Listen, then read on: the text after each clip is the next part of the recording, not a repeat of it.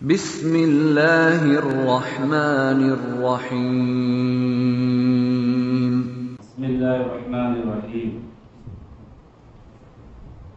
نحمده ونصلی علی رسولہ الکریم اما بعد۔ محترم سامعین کرام، اللہ رب العالمین کا بڑا شکر احسان ہے کہ اس نے ہمیں عشاء کی نماز باجماعت اور تراویح کی باجماعت ادا کرنے کی توفیق دی۔ اللہ سے دعا کریں کہ اللہ تعالیٰ یہ نمازیں ہمارے حق میں قبول فرمائے۔ آج کا عنوان ہے طلحہ بن عبید اللہ کی بیوی اپنے شوہر کو مال کہاں پر خرچ کرنا، اس کے متعلق مشورہ کرتی۔ حضرت طلحہ بن عبید اللہ رضی اللہ تعالیٰ عنہ اپنے پاس کچھ مال جمع ہو گیا، پریشان ہو گئے۔ دیکھیے، پہلے کے نیک لوگ مال زیادہ آ گیا، خوش ہونے کے بجائے پریشان ہو گئے کہ مال کرنا کیا۔ تو کہتے ہیں کہ ان کی بیوی حضرت سعدہ رضی اللہ تعالیٰ عنہ، حضرت سعدی رضی اللہ تعالیٰ عنہ نے وہ مال اپنے رشتہ داروں میں خرچ کرنے کا مشورہ دیا۔ کیسا، اس کی تفصیل امام طبرانی رحم اللہ نے طلحہ بن یحییٰ سے اس بات کو نقل کیا ہے۔ وہ اپنی دادی سعدی رضی اللہ سے نقل کی ہے۔ ایک دن میرے پاس حضرت طلحہ تشریف لائے، میں انہیں خلاف معمول کے وقت میں نہیں آنا تھا، وہ آ رہے نا، پریشان ہو گئے، کیا معاملہ آ گیا۔ تو آنے کے بعد میں نے دیکھا کہ ان کے چہرے پر کچھ پریشانی نظر آ رہی ہے، تو پوچھا کیا بھائی، کچھ ناپسندیدہ واقعہ پیش آیا کیا، کیوں پریشان نظر آ رہے ہیں؟ انہوں نے کہا کہ نہیں، اصل بات یہ ہے کہ میرے پاس کچھ مال جمع ہو گیا ہے، اس کے بارے میں پریشان ہوں۔ پریشان ہونے کی ضرورت نہیں ہے، آپ اپنے رشتہ داروں میں مال خرچ کر دیجئے۔ اتنی بہترین بات، انہوں نے بیوی کے مشورے کو سامنے رکھ کر اپنے رشتہ داروں میں مال خرچ کر دیا۔ تحقیق کی کہ اپنے شوہر نے کتنا مال خرچ کیا۔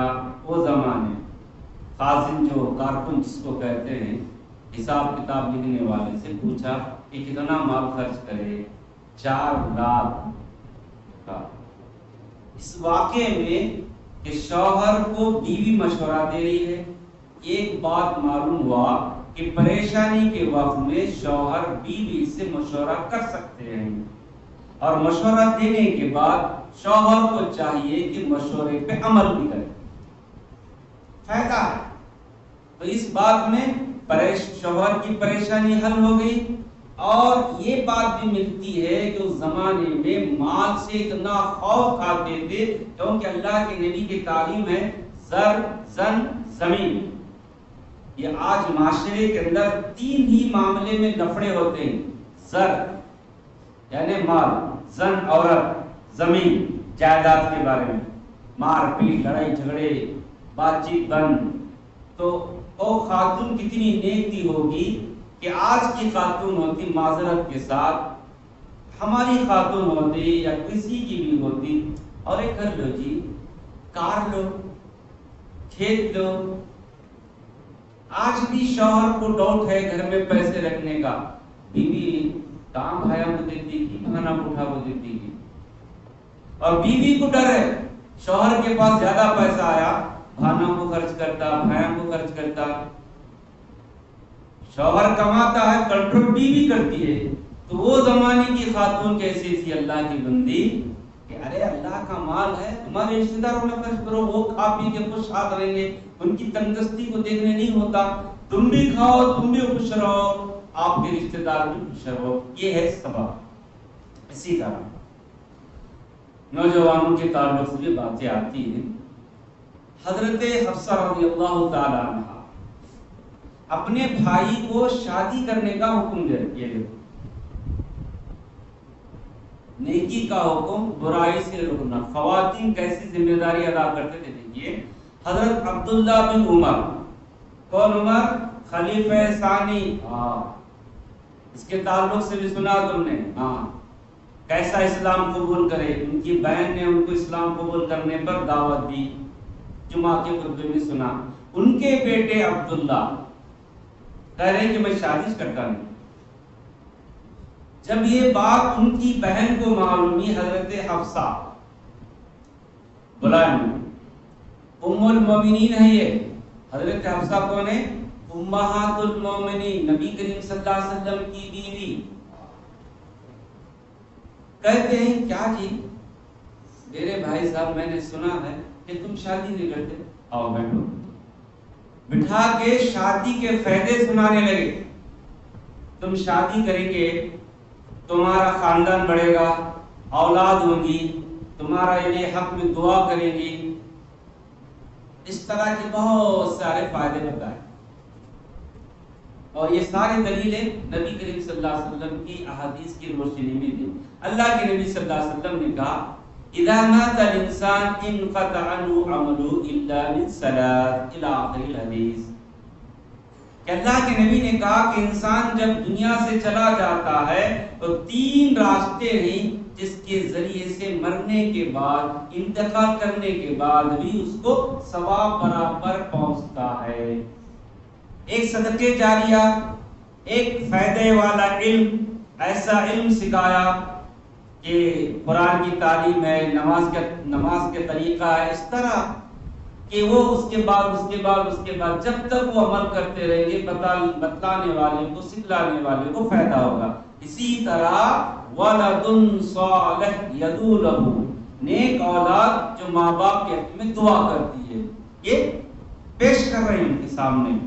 تم شادی کریں گے، اولاد ہوں گی، نیک ہوں گی، تمہارے حق میں دعا کریں گے. اور اللہ کے نبی صلی اللہ علیہ وسلم نے کہا کہ 3 کاموں میں جلدی کرو.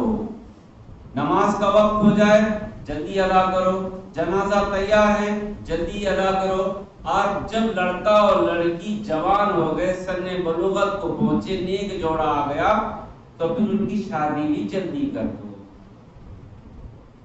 آج بیٹا ہے، کمان ہے ابھی باوا مضبوط ٹھہرنا، پاؤں پہ ٹھہرنا، کیسا ٹھہرنا با؟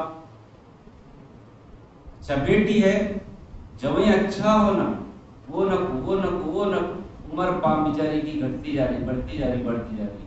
یہ بھی غلط، وہ بھی غلط.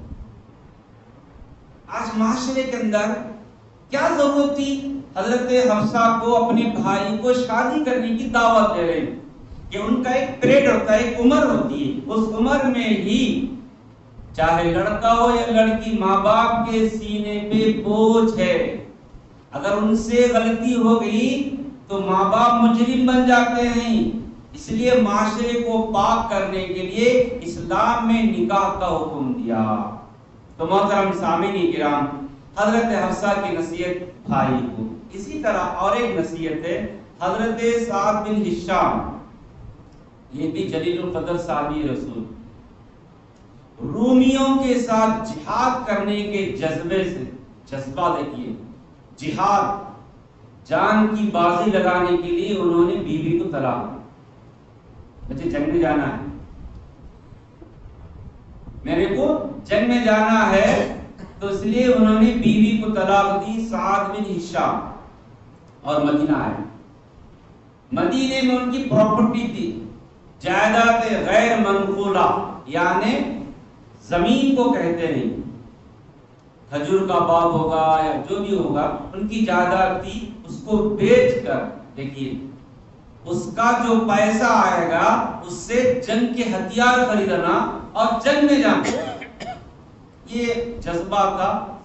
اور حضرت عائشہ رضی اللہ تعالی عنہا امہات المومنین، یہ بھی ان کے سامنے گئے، سلام کلام ہوا، دیکھو میں نے اپنی بیوی کو طلاق دیا جہاد میں جانے کی نیت سے، اور مدینے میں جو پراپرٹی ہے، زمین ہے، اس کو میں بیچ رہا ہوں اور اس کے پیسے سے جہاد کا سامان خریدوں گا.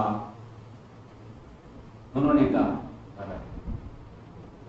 تم جو کر رہے ہو سعد بن ہشام غلط کر رہے.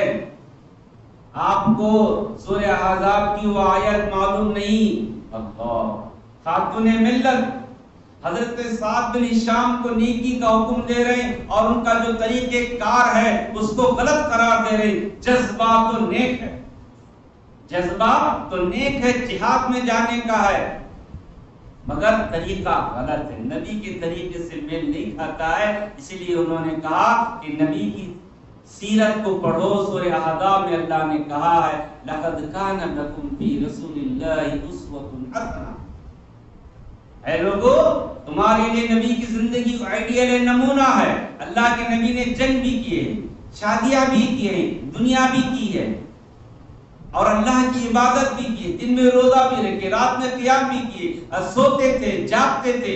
پورا معاملہ تمہارے سامنے ہے، اور بیوی کو طلاق دیے، جائیداد بیچ رہے ہیں، اور جنگ میں جانے کا یہ سراسر غلط ہے. دیکھا، یہ ہے جہاں بھی غلط ہو اس کو ٹوکا جائے، اور قرآن و حدیث کی روشنی کے اندر. من مانے نہیں، یہ زندگی من مانے گزارنے کی نہیں ہے. اسی طرح حضرت عائشہ کا تعلق قریشی نوجوان ہنس رہے تھے. قریشی نوجوانوں نے خیمے کی رسی سے ٹھوکر کھا کر گرنے والے شخص پر ہنس رہے تھے. ایک نوجوان جا رہا تھا خیمے، خانہ بدوش جو میخیں مار کے رسیاں باندھتے ہیں، تو ٹھوکر لگی، گر گیا، ہنسنے لگے. حضرت عائشہ رضی اللہ تعالیٰ عنہ نے دیکھا، اور اس حدیث کو، اس واقعے کو امام مسلم رحم اللہ نے پیش کیے. قریش کے چند لوگ نوجوان مقام مینا میں حضرت عائشہ رضی اللہ تعالیٰ عنہ کے پاس آئے. وہ ہنس رہے تھے. نوجوان کیوں ہنس رہے بھائی، وجہ کیا ہے؟ بولے. وہ نوجوان جا رہا تھا، ٹھوکر لگی، گر گیا، ہنس رہے تھے. اور ایسا خطرناک گر گیا کہ گردن ٹوٹتی تھی یا دانت ٹوٹتے تھے. تو حضرت عائشہ نے کہا ہنسنا نہیں، مسلمان کی پریشانی کو دیکھ کر تم ہنس رہے ہو. وہ حدیث معلوم نہیں اللہ کے نبی کی، اگر کسی کے مومن کے پیر میں کانٹا بھی چبھتا ہے اس کے عوض میں اللہ تعالیٰ اس کا ایک درجہ بلند کرتا ہے اور ایک گناہ مٹا دیتا ہے. ٹھوکر لگ گئی، تکلیف بھی، تو مومن کو نقصان نہیں ہوا بلکہ فائدہ ہی ہوا، اور اس کی مصیبت میں تم ہنستے ہو. یہ شریعت کا خلاف کام ہے. انہوں نے ٹوکا، ان کی اصلاح کی. تو معلوم یہ ہوا کہ جہاں بھی جس جگہ بھی غلطی ہوتی ہے تو ان کی اصلاح کرنا چاہیے. اسی طرح آخری بات، نوجوان عورتوں کو عیدگاہ جانے سے روکنے پر ایک خاتون نے اس کی اصلاح. کیسے؟ بصرہ میں، مقام بصرہ میں نوجوان عورت، جوان لڑکیاں جن کی شادیاں نہیں ہوئی، ان کو عیدگاہ جانے سے روکا گیا. تو معلوم ہی ہوا، تو ایک خاتون ملت، ایک صحابیہ نے بصرہ پہنچ کر ان کے گھر، بہن کے گھر میں قیام کیا، اور اس کی تفصیل امام بخاری رحمہ اللہ نے اس طرح تفصیل بیان کرتے ہیں. حضرت حفصہ رضی اللہ سے روایت ہے کہ انہوں نے فرمایا عیدین کے موقع پر جوان عورتوں کو عیدگاہ جانے سے منع کیا کرتے تھے. جب یہ خاتون کو معلوم ہوا تو وہاں تشریف فرما ہوئی خسر بن خلف کے مکان میں مہمان بن کر آئی. انہوں نے اپنی بہن سے روایت نقل کی کہ ان کی بہن نے نبی کریم صلی اللہ علیہ وسلم سے سوال کیا، یا اللہ کے نبی صلی اللہ علیہ وسلم، کسی عورت کے پاس اوڑھنی نہیں ہے، یعنی برقع نہیں ہے، چادر نہیں ہے، عیدگاہ جانے کے لیے کیا وہ عورت عیدگاہ سے باہر رہ سکتی ہے، گھر میں رہ سکتی ہے، عیدگاہ کو نہیں جا سکتی کیا؟ سوال کی اللہ کے نبی کے پاس. اللہ کے نبی نے کہا جس عورت کے پاس پردہ نہیں ہے، برقع نہیں ہے، تو بازو والی عورت کے پردے میں عیدگاہ جا سکتی ہے. اور آپ نے فرمایا اسی طرح ام عطیہ تشریف لائی، تو میں نے ان سے دریافت کیا کہ آپ کو اس کے متعلق نبی کریم صلی اللہ علیہ وسلم کی کوئی حدیث معلوم ہے؟ تو انہوں نے جواب دیا کہ ہاں معلوم ہے، میرے باپ ان پر قربان، یعنی اللہ کے نبی صلی اللہ علیہ وسلم. انہوں نے فرمایا میں اللہ کے نبی کو فرماتے ہوئے سنا جوان لڑکی، پردہ نشین خاتون، حیض والی جو عورت نماز جن کو اللہ نے معاف کیا ہے، ناپاکی والی عورت بھی عیدگاہ میں شامل ہوں گی۔ حضرت حفصہ حدیث کے اندر تعجب کی، حیض والی؟ ہاں حیض والی بھی، مگر نماز ادا نہیں کریں گی، نیک لوگوں کے ساتھ بیان سنیں گی اور ان کی دعا میں شامل ہوں گی۔ یہ لمبی داستان سنائے۔ وہاں ایک سنت مٹ رہی تھی، ایک خاتون اتنا لمبا سفر کر کے بصرہ میں جا کر ان لوگوں کو نبی کی تعلیم دے رہی ہے کہ تم کون ہو سکتے ہو کہ اللہ کے نبی کا حکم ہے کہ وہ عورتیں عیدگاہ جا سکتی ہے اور تم منع کر رہے ہو۔ آج بھی بہت سے مقامات میں بازاروں میں 24 گھنٹے گھومنے دیتے ہیں، وہاں عزت کا بھی خیال نہیں، جان کا مال کا کچھ بھی خیال نہیں۔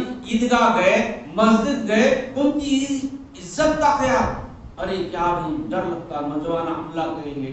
اتنے بھی بے حیا نوجوان مسجد میں عیدگاہ میں نہیں آتے۔ جہاں بے حیائی ہوتی ہے وہاں بے خوف بھیج رہے ہیں، جہاں حیا کی تعلیم دیتے ہیں وہاں پر روکا جاتا ہے۔ تو خاتون ملت صحابیہ کو جب معلوم ہوا فوراً بصرہ گئے اور اللہ کے نبی کو تعلیم کو پیش کیا۔ اس طرح خاتون ملت نے سنت کو زندہ کیا۔ اس زمانے میں بھی صحابیات میں، صحابہ میں دین کو پھیلانے کا، نیک کاموں کو عام کرنے کا جذبہ تھا، برائیوں کو روکنے کا جذبہ تھا۔ آج ہم سب کو بھی، نوجوانوں کو، مردوں کو، خواتین کو نیک کام کرنے کا حکم دینا چاہیے، برائی سے روکنے کی کوشش کرنا چاہیے۔ اللہ تعالیٰ سے دعا ہے کہ اللہ تعالیٰ کل سننے والوں کا عمل کی توفیق عطا فرمائے۔ السلام علیکم ورحمۃ اللہ وبرکاتہ۔